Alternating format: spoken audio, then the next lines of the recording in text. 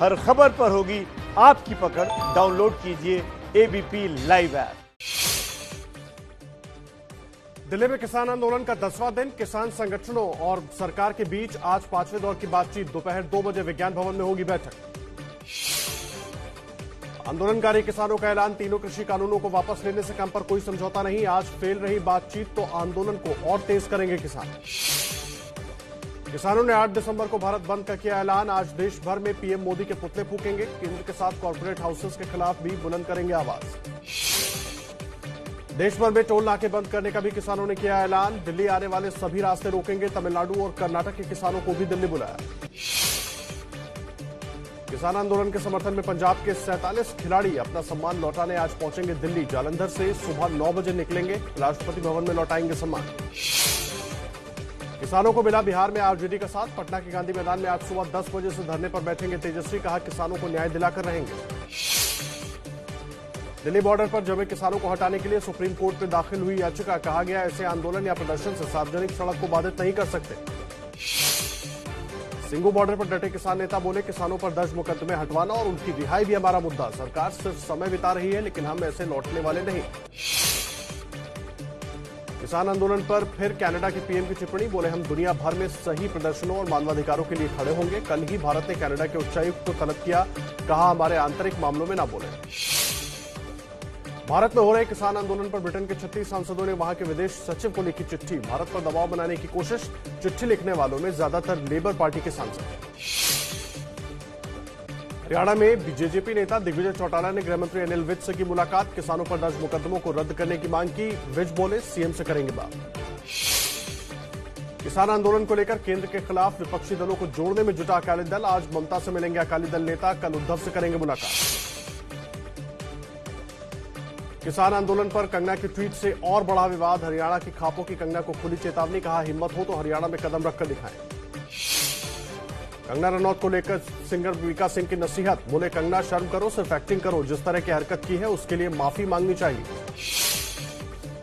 विवाद बढ़ने के बीच कंगना का फिर आपत्तिजनक ट्वीट। लिखा शाहीन बाग की बिरयानी गैंग और खालिस्तानी आतंकी क्या बता सकते हैं कि किसान बिल से क्या दिक्कत है। धर्मेंद्र ने किसानों के समर्थन वाला ट्वीट डिलीट किया। यूजर ने सवाल किए तो बोले जी भर के गाली दें। धर्मेंद्र ने लिखा था किसानों की समस्याओं का हल जल्द तलाशे सरकार। दिल्ली में बढ़ रहे हैं कोरोना के केस। दिल्ली में आंदोलनकारी किसानों के लिए पंजाब और हरियाणा के गांवों से पहुंचाई जा रही है मिठाई, पकवान और ड्राई फ्रूट्स। इन्हें बॉर्डर तक पहुंचाने में गांव के लोगों को लगाया। जींद के करसोला गांव में किसानों ने पीएम मोदी को भेजने के लिए तैयार किया 5 किलो बूंदी का लड्डू। कहा पीएम मोदी थोड़ी मिठास लेकर सोचे, काले कृषि कानूनों को रद्द करें।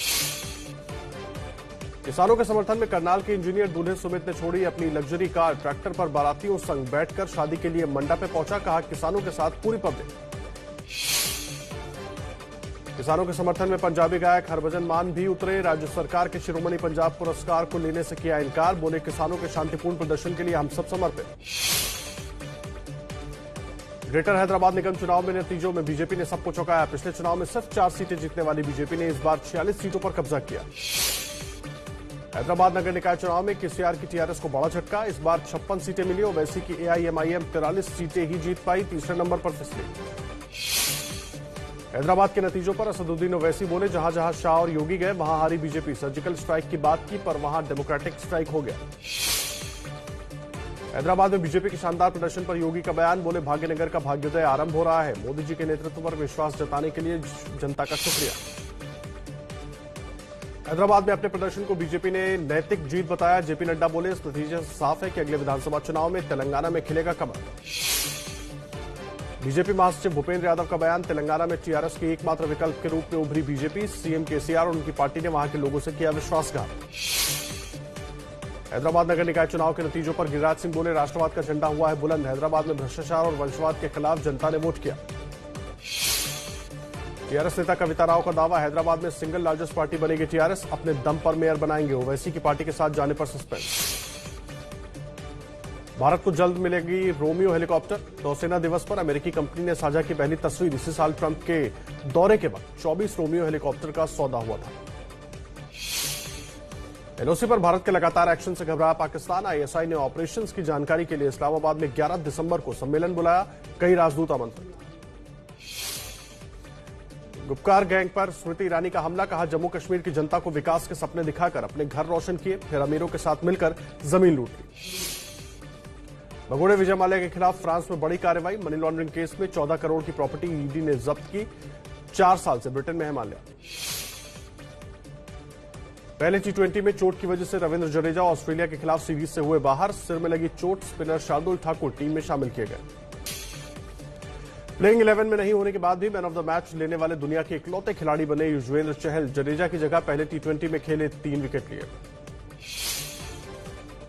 माराडोना को पेले ने दी भावुक श्रद्धांजलि, बोले आपके अचानक चले जाने से ये कह नहीं पाया, आज लिखता हूं I love you Diego. Reserve bank ने देश की आर्थिक सेहत में तेजी से सुधार के संकेत दिए। 2020-21 में जीडीपी वृद्धि दर -7.5% रहने का अनुमान, पहले 9.5% गिरावट का अनुमान था। अब अपने बचत खातों में 500 से कम बैलेंस होने पर इंडिया पोस्ट वसूलेगा चार्ज, 100 रुपए देना होगा पेनल्टी। 11 दिसंबर से लागू होंगे नए नियम। बर्गर किंग के आईपीओ को मिला जबरदस्त रिस्पांस, पहले ही दिन 156 गुना सब्सक्राइब्ड, 810 करोड़ का फंड जुटाएगी कंपनी।